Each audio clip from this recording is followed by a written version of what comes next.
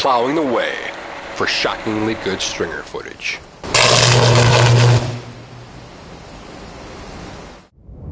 Previously on Tornado Road, a hurricane is plowing toward the Gulf Coast. It's the biggest evacuation in the country ever. And 3 chase teams are plowing straight into the path of destruction. Extreme weather photographer Doug Kiesling. This is the World Series Game 7 of storm chasing. The hurricane will blast the coast to the southwest. The mission for all 3 teams is to predict where the hurricane's eye will hit, get the money shots, and take home bragging rights. Now, the final chase begins on Tornado Road.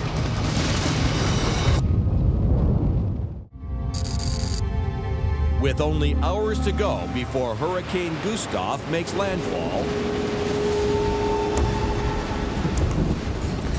weather paparazzi Doug Kiesling gets a last-minute tip that the storm will miss New Orleans and hit Houma, 60 miles to the southwest.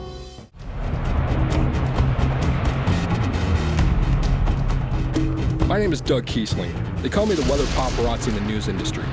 I'm the one the networks call for tornado footage, hail, lightning, heavy rain, blizzard, you name it, even hurricane footage.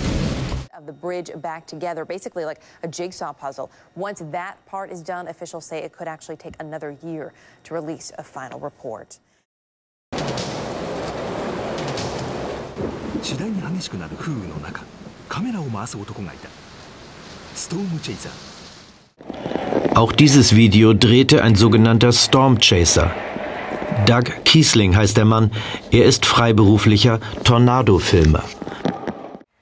More than 1,000 people, one of the deadliest hurricanes in American history. And tonight, the National Geographic Channel is going inside Hurricane Katrina to reveal what really happened behind the scenes of this devastating storm. Joining us right now is Storm Chaser Douglas Kiesling. Good morning to you, Doug. Good morning. It's great to have you. So you're one of those guys with a camera. Yep.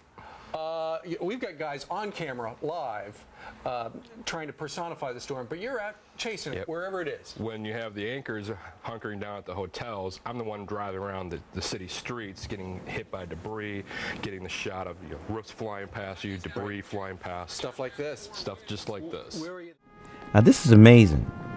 This is, for me, this is crazy. Just this black man coming, you know where he's coming from. It's like a movie right here. Telling this guy that the levees, there's a breach in the levees.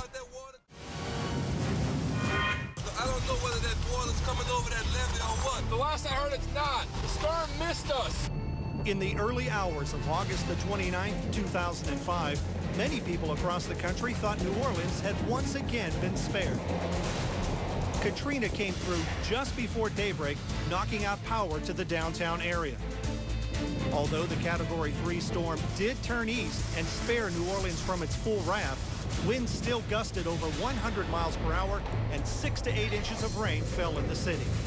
Okay, this morning, I guess about 11 o'clock, once the major part of the hurricane was over, water started rising, I would say approximately a foot an hour, and by 4 o'clock in the evening, we had 6 to 8 foot water reaching the second level of the floor.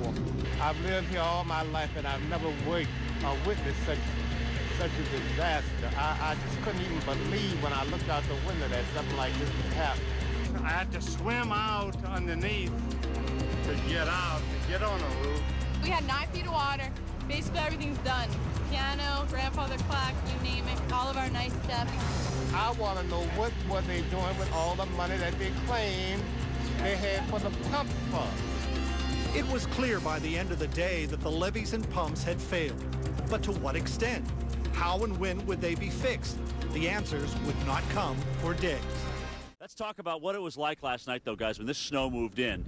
Now, remember, we were above freezing just about everywhere, even Minnesota here. But all of a sudden, the Arctic front comes through, and this little wave develops on the front, and we get this wild blitz of snow. Visibilities with winds 35 to 50 miles an hour last night, and that didn't help either. Standing out here, produced whiteout conditions, and you're driving along. At one point, Bill and Heather, I could not see the camera in front of my face, which was only 10 feet away. So imagine what it's like when you're going 35 miles an hour on a road. You have no idea where you are, what's up and what's down. That's for sure. Let's take a look at Sky Tracker radar right now. Again, as you mentioned, Bill, the front working its forced United Jet to make a maneuver while trying to land. It's called a go-around, and we can show you what happened. A story you'll see first on 5.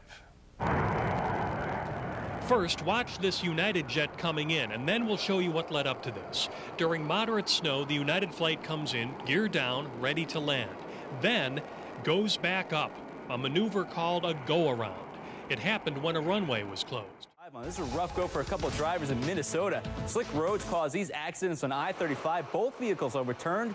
No word on the driver's conditions, but hopefully they are okay. So real tough driving conditions in Minnesota. Temperatures have been below freezing by a lot for the last few days, Christy. More details in just a bit. Bobby, thank you. And that's a good reminder for all of you. Please stay safe out there. Absolutely. And go slow. We want you all to be safe. Well, people are straining to push their cars or giving up and just having them towed. The morning hours are rough now in the Midwest, and winter is refusing to call it quits. Hey, take a look at what happened to places like Minneapolis. Now, yesterday, the Twin Cities saw a high of 39 degrees. Today, 21 degrees. Your average is 28. Now, meanwhile, the South is this morning, but we did see some rain showers here in the metro area. There we go. People running in the rain. Is this downtown St. Paul? Somebody wasn't listening to Carl's forecast. I guess not yesterday or this morning, first thing. No, but, you know, SkyMax 5 said there's rain on the way, so they were working.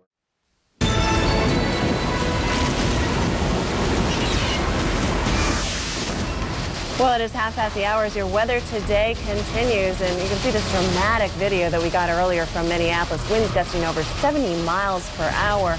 And parts of the Midwest have just been hammered again and again by strong storms and very heavy rain. For Minneapolis, this is the second morning in a row. Very tough to drive through all of that. Well, welcome back to your weather today. I'm meteorologist Nicole Mitchell. And our stringer in the Twin Cities, Doug Kiesling, is actually joining us live on the phone. Doug, I was talking about those high wind gusts that we had recorded, especially at the airport. And as you were out there taking some of this video for us that we just showed, what sort of winds were you experiencing?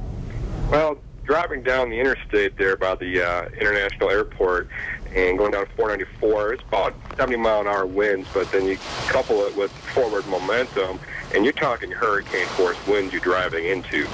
So it pretty much reminded me of going through, Katrina in New Orleans during the overnight hours, just getting zero visibility. We also heard some reports of damage around the Twin Cities. What are you seeing? Have they been able to clean it up at all, or is it still a hassle for the morning commute?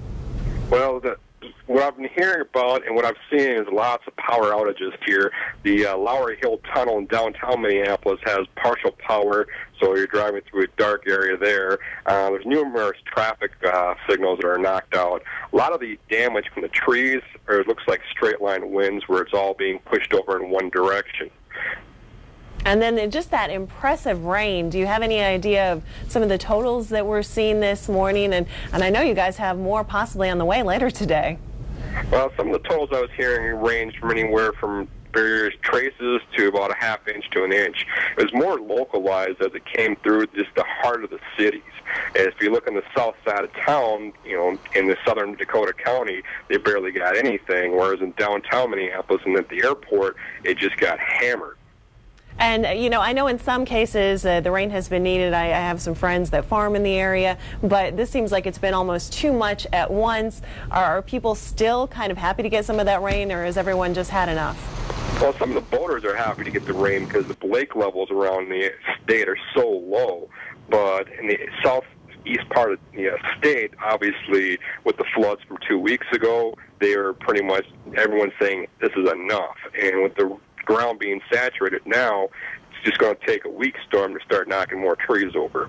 And do you have any idea of how some of that flood recovery is going? I saw some just dramatic pictures from that a few days ago, and I would imagine that more rain isn't helping when you try and clean up everything.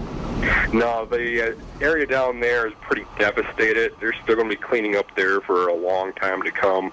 And the city of Rushford, it was one of the hardest hit areas there. And the flood damage down there is just pretty much catastrophic. Okay, thank you so much, Doug Kiesling. Yeah, both for the video this morning and for speaking with us. We want to get to that radar and see.